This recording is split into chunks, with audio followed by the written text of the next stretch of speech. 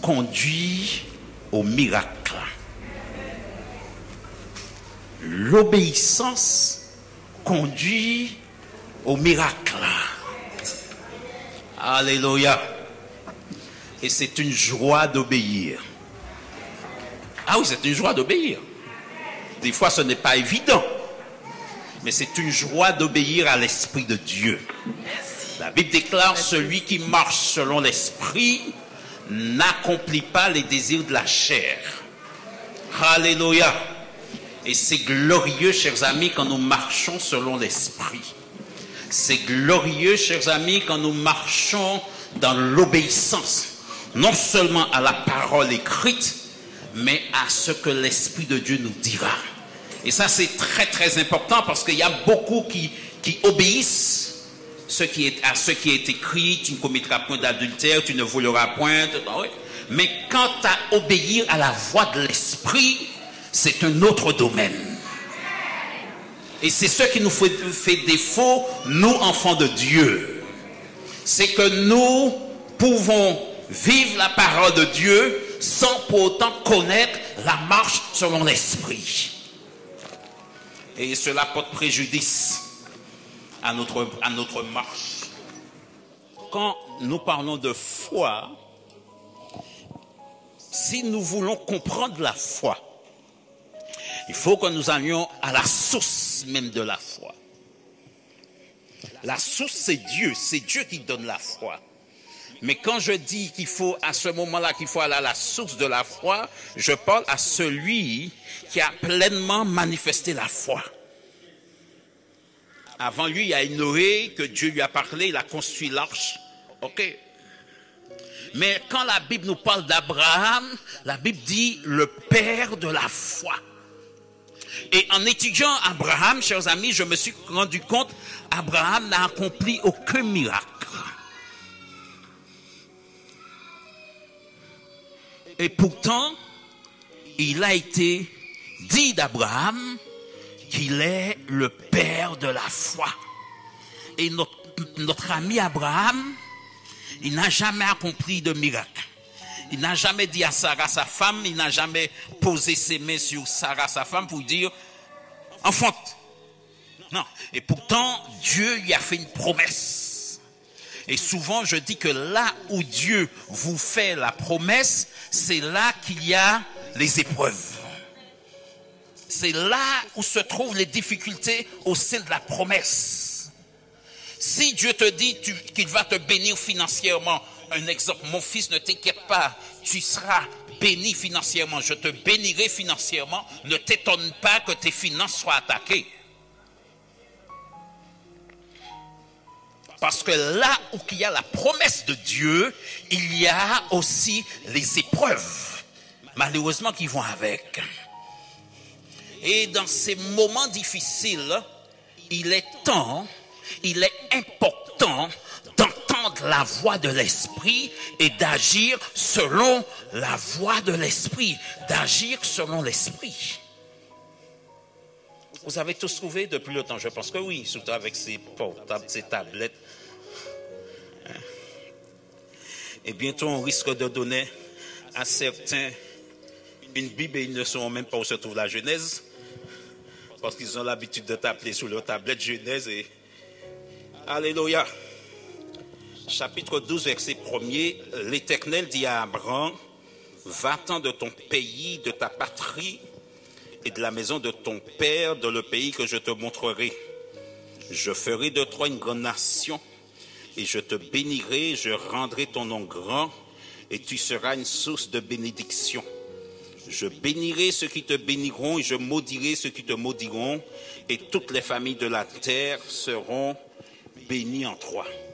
Dans certaines versions, il y a, au lieu de mettre tu seras une source de bénédiction, dans certaines versions, il est dit deviens une source de bénédiction. Et en vérité, c'est ce que nous devons être pour ceux qui nous entourent, une source de bénédiction. Alléluia. Et si ce matin je pose la question, qui veut être une source de bénédiction? tout le monde levera la main, ce qui est tout à fait normal, parce que nous désirons être une source de bénédiction. Mais on peut être une source de bénédiction si on obéit à la voix de l'Esprit. Donc Dieu dit à Abraham, quitte ton pays, quitte ta patrie, et vas-y, pars.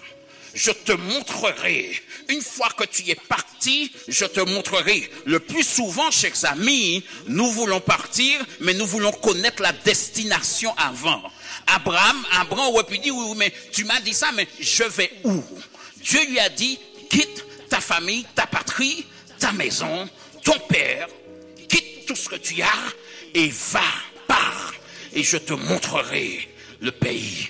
Donc Abraham, chers amis, la Bible nous dit à la fin du chapitre de Josué, de Deutéronome, je crois, Josué, la Bible déclare qu'Abraham et son père, le père d'Abraham, Terach en tous les cas, il adorait d'autres idoles. Donc c'était des idolâtres. Abraham a été élevé en invoquant, en adorant des idoles. Notamment son père.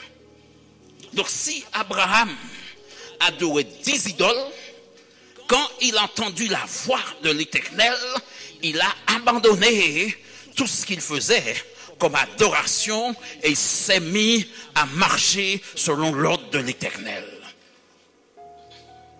Et nous connaissons la fin, chers amis. Mais l'obéissance conduit au miracle. 10, répète ça dans ton cœur.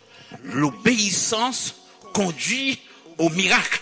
L'obéissance conduit toujours à la gloire de Dieu. Quand tu obéis à l'Esprit de Dieu, c'est tout à fait normal que tu vois la gloire de Dieu se manifester parce que tu obéis. Tu n'as pas simplement obéi à la parole écrite, tu ne feras point, non, tu n'as pas seulement obéi à cela. Mais tu obéis à la voix de l'Esprit. Tu entends la voix de l'Esprit. Mais pour entendre la voix de l'Esprit, il faut être attentif aux choses de l'Esprit. La Bible déclare, celui qui est de la charnelle, de chair, s'affectionne des choses de la chair.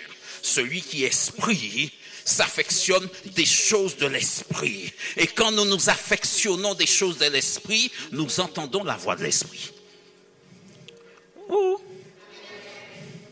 Quand nous nous affectionnons des choses de l'esprit, nous entendons la voix de l'esprit. Et quand nous entendons la voix de l'esprit, nous marchons selon l'ordre de l'esprit de Dieu. Nous ne marchons pas selon l'ordre du pasteur, nous ne marchons pas selon l'ordre des dirigeants de l'église, nous ne marchons pas selon l'ordre des hommes, mais nous marchons selon la voix de l'esprit. Mais rassurez-vous, faites attention. Beaucoup ont marché, sont partis en disant c'est l'esprit. Et à la longue, on s'est rendu compte que ce n'était pas l'esprit qui avait parlé. C'est pour cette raison, chers amis, je peux reconnaître la voix de ma femme parce que je discute avec ma femme parce que c'est ma femme. Oui. Si je ne discute pas avec ma femme, je ne peux pas reconnaître la voix de ma femme. Ça, c'est tout à fait normal. Si vous avez un ami et que vous ne discutez pas avec cet ami, soi-disant c'est votre ami, si vous ne reconnaissez pas sa voix, ce n'est pas votre ami. Parce que vous n'avez pas de relation avec cette personne. Mais quand on a une relation avec le Saint-Esprit, on entend sa voix et on sait quand l'Esprit de Dieu a parlé.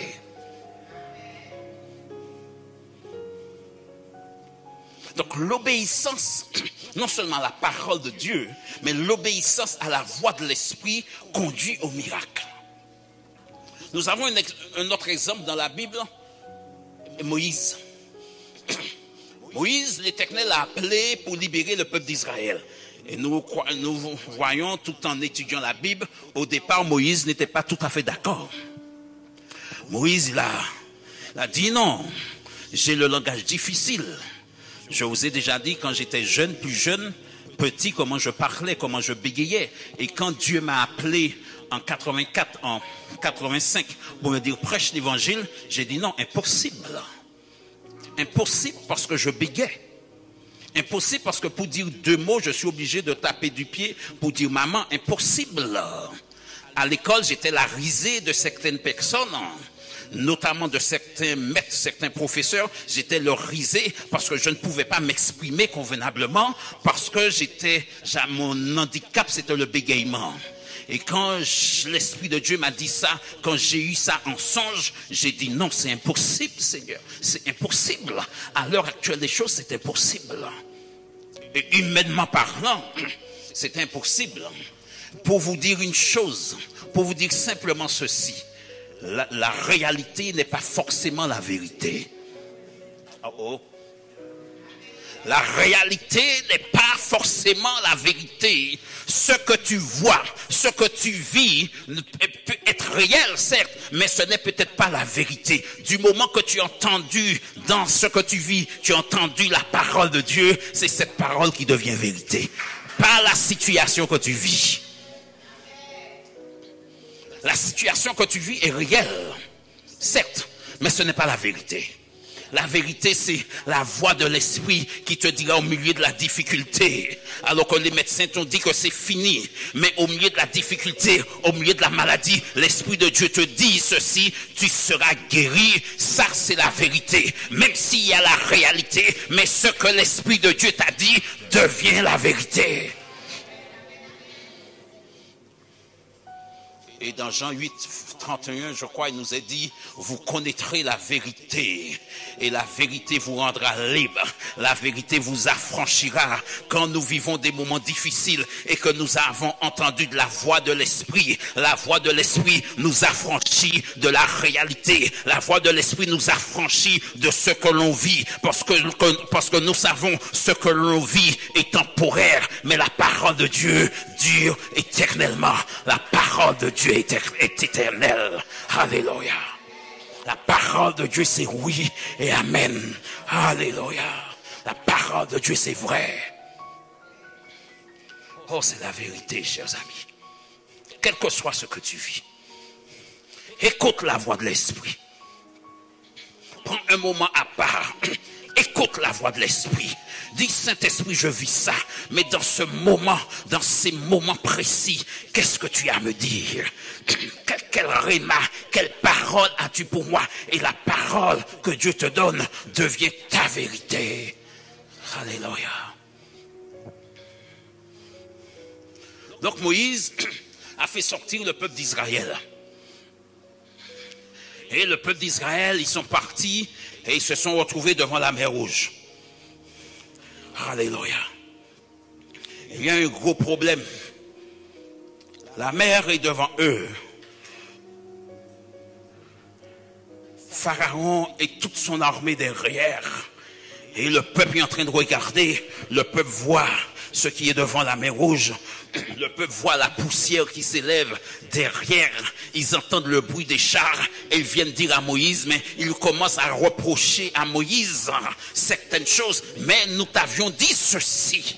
Nous t'avions dit que nous préférons mourir en Égypte que de mourir dans le désert. Nous préférons rester esclaves de Pharaon au lieu de te suivre. Mais tu nous as fait te suivre. Et voilà, nous sommes devant la mer Rouge. Voilà, il n'y a point d'issue pour nous. Oh, dans ce moment, chers amis, dans ces moments précis où on doit avoir une réponse de Dieu. Alléluia. Et l'Éternel dit à Moïse, ce peuple va passer la mer Rouge à sec. Alléluia. Moïse a su entendre la voix de Dieu. L'Éternel lui a parlé. Et Moïse savait que ce qu'il voyait là derrière lui et ce que le peuple lui disait, c'était rien. Parce qu'il s'était appuyé sur ce que Dieu lui avait dit. Et Moïse a levé le bâton. Si ce matin je demande, quels sont ceux qui ont aimé avoir le bâton de Moïse? Quels sont ceux ici qui ont aimé avoir le bâton de Moïse pour élever le bâton de Moïse et pour accomplir des miracles? Oh, ce serait une grande erreur si vous voulez avoir le bâton de Moïse. Parce que ce n'est pas le bâton de Moïse qui accomplit les miracles. C'est le Dieu de Moïse. C'est le Dieu de Moïse qu'il nous faut. C'est l'Éternel des armées qu'il nous faut, chers amis, afin d'accomplir des grandes choses pour le Seigneur. J'écoutais la radio cette semaine, une certaine radio. Et le prédicateur du jour, le pasteur, plus ou moins, c'est un pasteur. Et il disait qu'il demande au Seigneur sa puissance. Mais ce n'est pas la puissance pour accomplir des miracles. C'est la puissance pour persévérer. Ah, je me suis dit, cet homme n'a pas de foi. Parce que les gens ne comprennent pas que les miracles font partie de l'évangile. Oh oh. Les miracles font partie de la bonne nouvelle. Les miracles font partie de la bonne nouvelle. Ce n'est pas quelque chose qui est en option du salut. Cela fait partie du salut. Oh là là, oh oh. Oh. Cela fait partie du salut. Et je ne peux en aucun cas me permettre de dire, Seigneur, accorde-moi ta puissance, mais pas pour faire des miracles, mais pour persévérer. Non. Seigneur, accorde-moi ta puissance afin que ta gloire soit manifestée. Seigneur, accorde-moi ta puissance dans Acte 10, verset 37-38. Nous lisons ceci.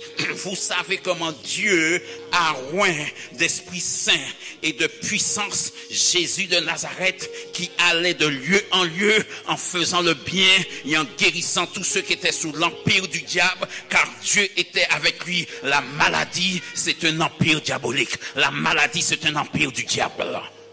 Aïe, aïe, aïe. Oh oh.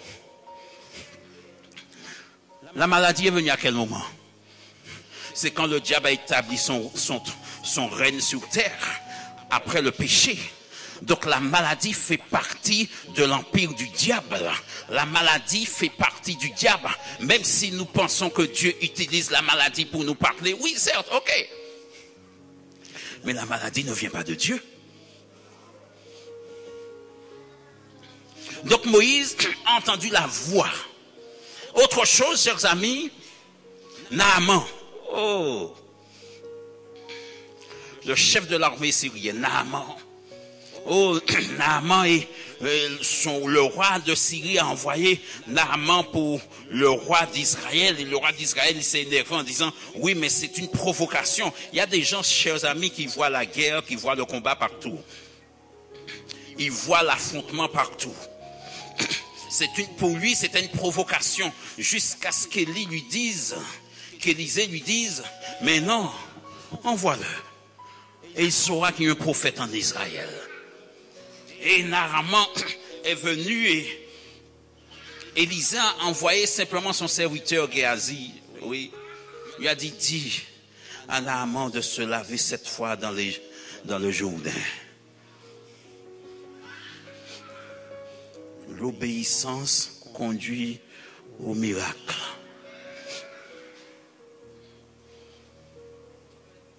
Naaman a commencé à respecter. Naaman a dit, les fleuves de Damas ne sont-ils pas meilleurs que les eaux d'Israël? Effectivement, si on me dit de me jeter dans la rivière, monsieur, je dirais quand même, les eaux du Robert sont meilleures que... Hein? Sargasse. Les eaux du Robert. Je ne prends pas de la mer. La rivière de Bois-Neuf est meilleure que la rivière Monsieur. Surtout si après ça a traversé Dillon, fait bref. Mais la rivière du Bois-Neuf, je dis non, cher ami, je préfère me baigner dans l'autre Bois-Neuf, dans l'autre rivière de Bois-Neuf, parce que je sais qu'est-ce que c'est. Donc Naaman, il était comme ça, mais chauvin, mais les eaux de Damas ne va-t-il pas mieux que les eaux du Jourdain? Pour que j'aille me jeter dans les eaux du Jourdain?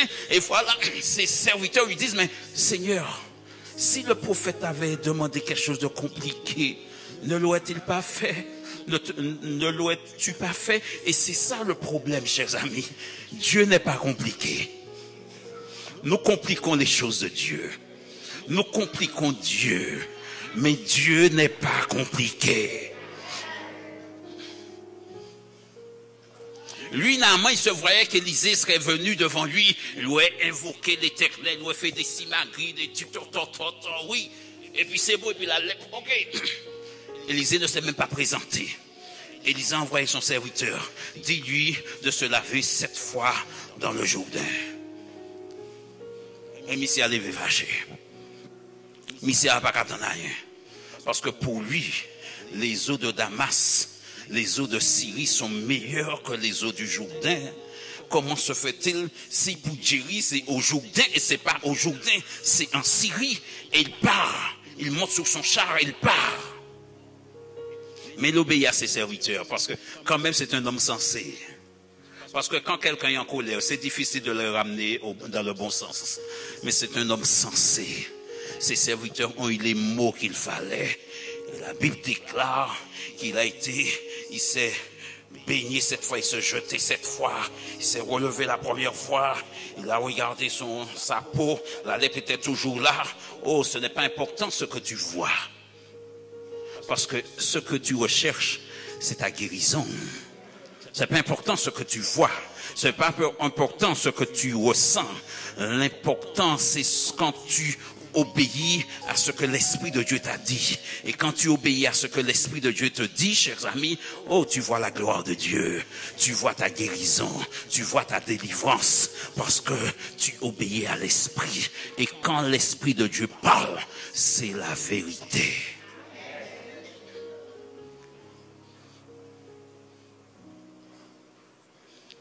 Et au bout de la 7e reprise, la lèpre a totalement disparu. Parce que l'obéissance conduit au miracle. Alléluia. Si Abraham n'avait pas obéi, chers amis, et on ne serait pas ici.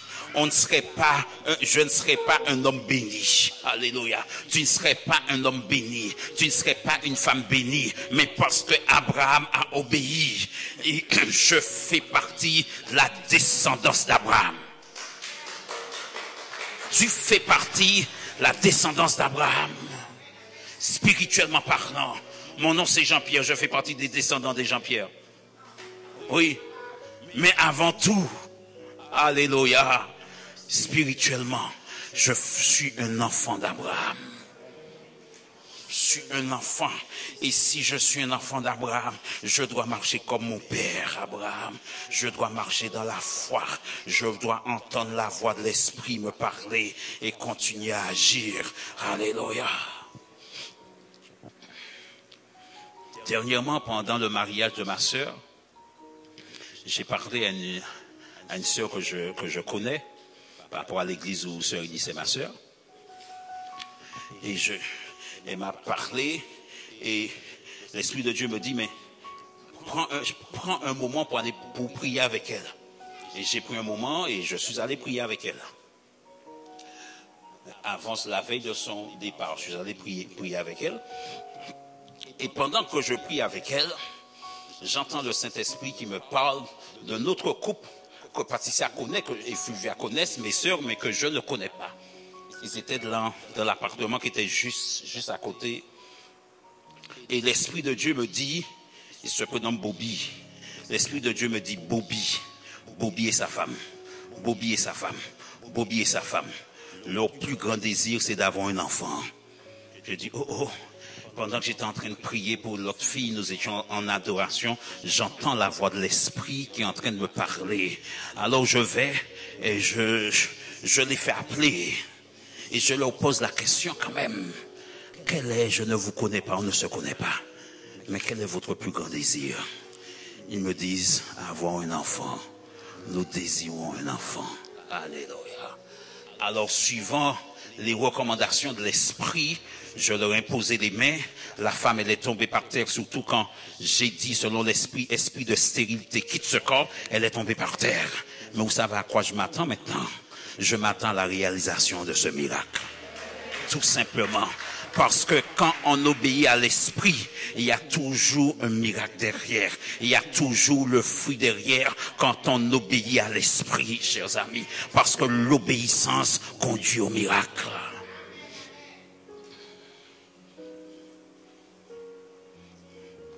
L'obéissance conduit au miracle. En parlant de ça, je ne peux m'empêcher de penser à une famille qui était ici. Oh là là. Je ne peux m'empêcher, chers amis.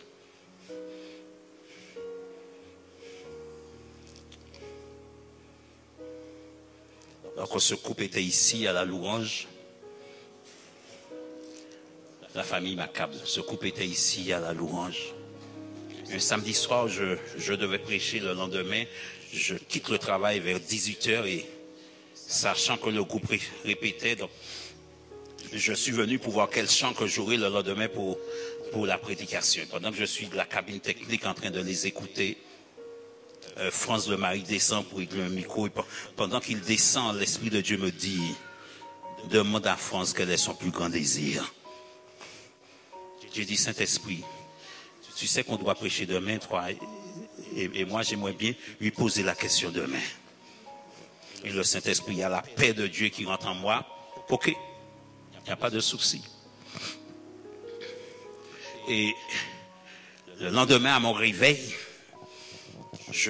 habituellement, je lis toujours le texte sur lequel je vais prêcher, mais ce dimanche-là, l'Esprit de Dieu m'a emmené à lire la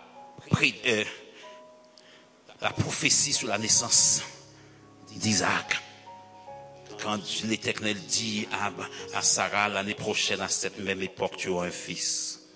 Et l'Esprit, quand j'ai lu une fois, l'Esprit de Dieu m'a dit, lis encore. Et au bout de la 5e fois, le Saint-Esprit m'a dit, aujourd'hui, tu prononceras cette phrase sur quelqu'un. Oh. Alors je suis venu, j'ai prêché. Et j'appelle France.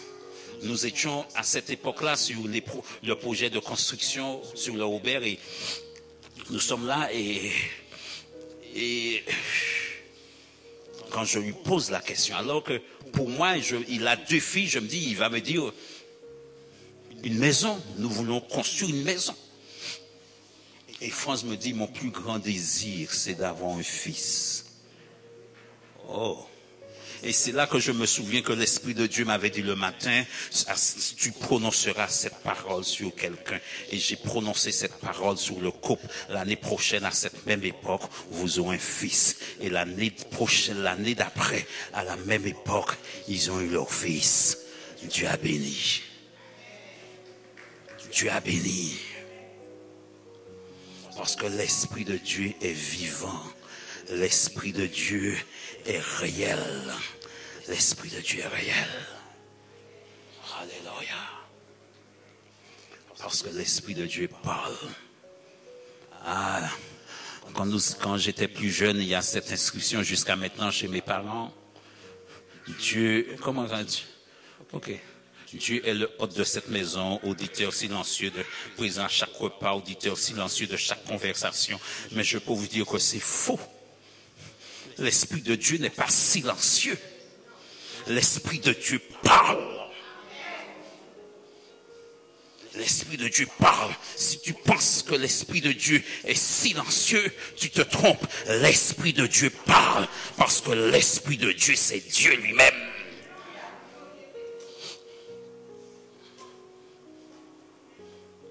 Il y a quelques années de ça, alors que j'étais invité à prêcher en Guadeloupe, une association de jeunes une autre association m'avait invité. Une association de jeunes m'a appelé pour me dire, mais on a appris que vous serez sur la Guadeloupe. On a une association de jeunes. On aurait bien aimé vous recevoir. J'ai dit, je veux demander ça à ceux qui m'invitent. Et quand je leur ai posé la question, ils m'ont dit, oui, on connaît ces jeunes-là qui ont une association USA. USA, c'était Unité Saint-Amour. Pendant que je vais rencontrer ma femme au travail, l'Esprit de Dieu me parle, l'Esprit de Dieu me dit, parmi les jeunes, il y a une jeune fille qui a été violée. Et elle ne peut pas vivre avec ça. Et je me suis mis à pleurer de la voiture. Je me suis mis à pleurer, parce que l'Esprit de Dieu me parlait de cette jeune fille que je ne connaissais pas du tout. Et quand le samedi après-midi, je rencontrais les jeunes, j'ai prêché et j'ai dit ce que l'Esprit de Dieu m'a dit. Cette jeune fille s'est avancée. Et ce qui m'a fait la plus grande joie, c'est de voir des jeunes s'avancer, l'ont entouré. Et je bénis Dieu parce que le Seigneur s'est servi de moi pour sa délivrance. Et cette jeune fille est mariée à un pasteur. Et tous les deux, ils servent le Seigneur en Guadeloupe. Et je bénis Dieu pour ça. L'Esprit de Dieu parle. L'Esprit de Dieu parle. L'Esprit de Dieu parle. Il faut entrer de la présence de l'Esprit pour entendre la voix de l'Esprit. Parce que l'Esprit de Dieu parle.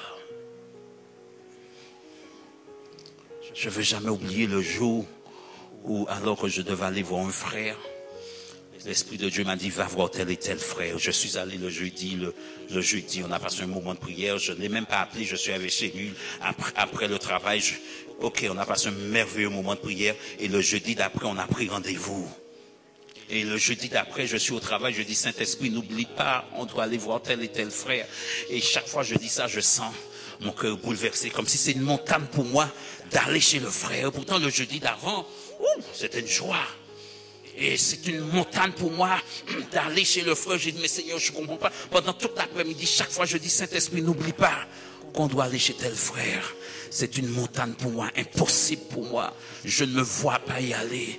Et je suis sorti du travail à 19h. Finalement, j'ai bifurqué. J'ai pris la route de Mout pour entrer chez moi. Et dans la descente de Montgérard, l'Esprit de Dieu me dit, le frère en question n'est pas chez lui. J'ai dit, ah bon? Il n'est pas chez lui. Et en garant ma voiture, l'Esprit de Dieu me dit ceci. Je te dis que le frère n'est pas chez lui. Et pour te prouver cela, je te dis que ta femme a fait des crêpes. Suzette n'avait jamais fait de crêpes à la maison, jamais. Jamais. Donc Suzette, elle a dit aux enfants, c'est une surprise, papa ne sait pas que j'ai fait des crêpes. Et quand j'ouvre la porte, les garçons, ils disent, papa, devine ce que maman a fait. J'ai dit, des crêpes. Je dis, mais comment? Mais maman, tu nous as dit que tu ne vas pas dire ça à papa, comment? Et Suzette, je dis, mais je n'ai rien dit à papa. Mais Suzette me dit, mais comment t'as su? Je dis, le Saint-Esprit me l'a dit. Et elle commence à s'énerver. Comment je fais des crêpes à la maison? Le Saint-Esprit te dit que j'ai fait des crêpes. Et je lui ai expliqué la raison pour laquelle le Saint-Esprit m'a dit que tu as fait des crêpes. Et 2 jours après, j'ai rencontré le frère. Je dis, frère, on avait rendez-vous jeudi soir. Il m'a dit, il avait complètement oublié ça. Mais ça, c'est le Saint-Esprit. Il nous arrache aussi du danger. Ça, c'est le Saint-Esprit. Entrons en relation avec le Saint-Esprit. Entrons en relation avec le Saint-Esprit de Dieu. Ah, nous connaissons tout ça, Jérémie 33. Invoque-moi et je te répondrai. Je t'annoncerai de grandes choses, des choses cachées que tu ne connais pas. Tu vois quelqu'un et tu connais sa vie. Tu vois quelqu'un et l'Esprit de Dieu te raconte sa vie. Ayons les yeux ouverts. Ayons les yeux ouverts. Ayons les yeux ouverts. Chers amis, nous pouvons avoir des amis. Mais le plus important, c'est de connaître les gens spirituellement. Je vais m'expliquer. Tu peux connaître la personne charnellement, c'est un collègue, une collègue, un ami d'enfance, on a fait nos études ensemble. Superbe. C'est sans musique, sans bon camarade, moi. Mais spirituellement, tu ne connais pas la personne. Spirituellement, tu ne sais pas ce que fait la personne. Vous comprenez ce que je vous dis? Spirituellement, la personne peut être franc-maçon, vous ne savez même pas. La personne peut invoquer toutes sortes d'esprits, vous ne savez même pas. C'est pour cette raison que je dis, le plus important, c'est de connaître quelqu'un spirituellement. Vous savez spirituellement qui est la personne. Et si vous savez qui est la personne, vous savez si vous pouvez collaborer avec telle et telle personne, parce que vous connaissez la personne spirituellement. Parce que le Saint-Esprit vous a ouvert les yeux. On peut avoir les yeux ouverts. J'ai vu le frère Audrey qui se déplace, qui parle. Là, je le vois. Ok. Mais ce qui est mieux, c'est de voir spirituellement, de regarder ma soeur, puis de dire, ma soeur, telle et telle chose sur ta vie, Dieu va faire. la chose la plus importante. L'obéissance conduit au miracle. Alors, si tu veux un miracle de Dieu, obéis. Ah. Si tu veux un miracle de Dieu, obéis. Si Dieu te dit, tu te réveilles et Dieu te dit, fais une journée de jeûne. Ah, même si tu as déjà programmé tellement de choses, même si tu as déjà pris rendez-vous, même si c'est avec le préfet que tu as pris rendez-vous, même si c'est avec le président que tu as pris rendez-vous, et l'Esprit de Dieu te dit, aujourd'hui tu ne bouges pas, tu restes en prière, reste en prière. Surtout, si tu as besoin de miracle de Dieu, pas surtout ça, en toute chose il faut être obéissant.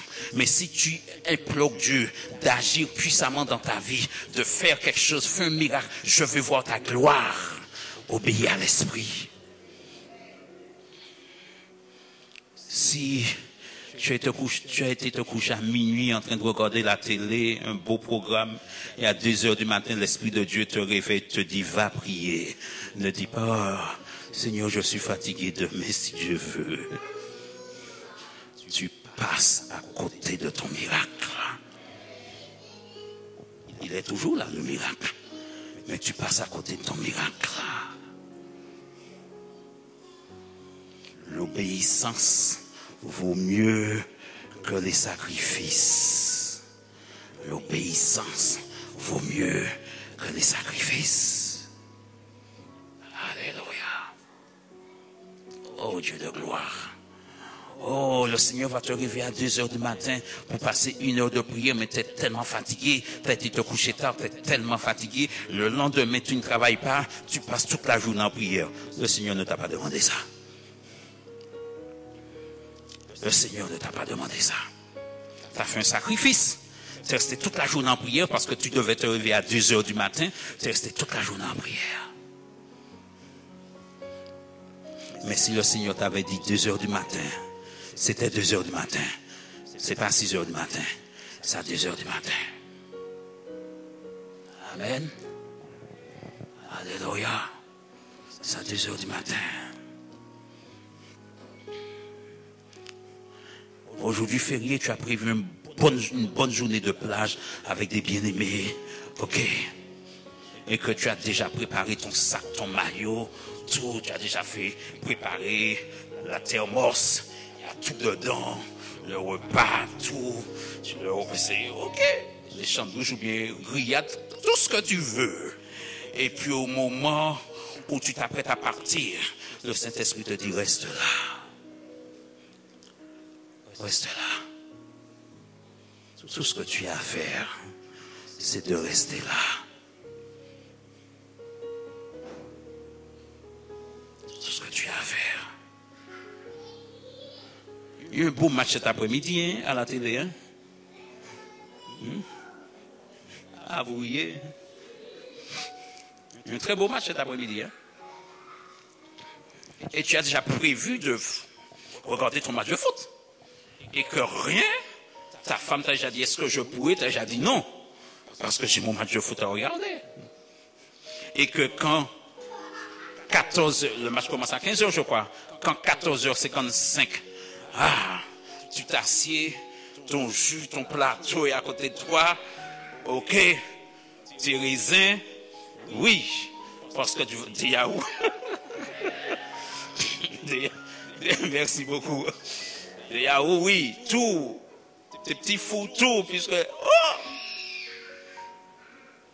Que le Saint-Esprit te dit, éteins la télé. Viens en ma présence. Et que tu as tout préparé. Éteins la télé. Viens en ma présence. Là. Tu fais quoi? Ah, tu vas dire, après le match, Seigneur. Après le match. Ce que tu as dit après le match, le Seigneur a déjà fini avec toi.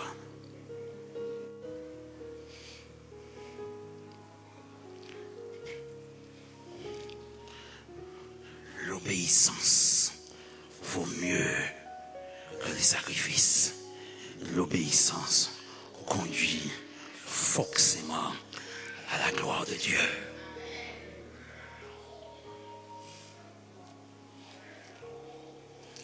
Et quand on vit dans l'obéissance, on peut être traité de super spirituel. Hein?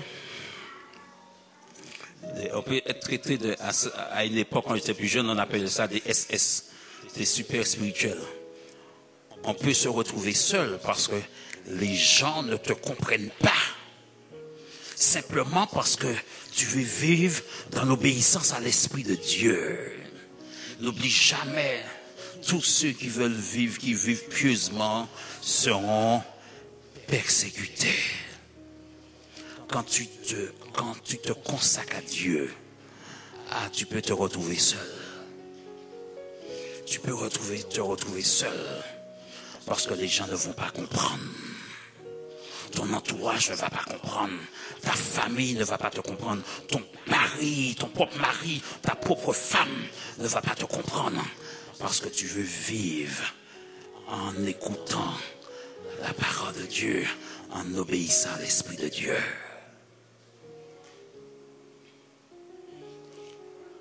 Si toi tu es là, tu es malade et Dieu t'a promis quelque chose, continue à proclamer, à déclarer sur ta vie ce que Dieu t'a promis. Continue à déclarer ce que Dieu t'a dit. Même si tu es malade, continue à déclarer sur ta vie ce que Dieu a dit de toi. Ce que l'Esprit de Dieu t'a dit, continue à le déclarer, même si ta santé se décline. Même si tu ne vois rien venir. Ah non, mais continue à déclarer ce que l'Esprit de Dieu t'a dit. La vérité triomphe toujours du mensonge. Vous savez ça? La vérité triomphe toujours du mensonge. La vérité va toujours triompher. Marchons dans la vérité de la parole de Dieu, parce que ta victoire est proche. Notre victoire est proche. Marchons. Marchons dans la vérité de la parole de Dieu. Marchons. Parce que Dieu est fidèle.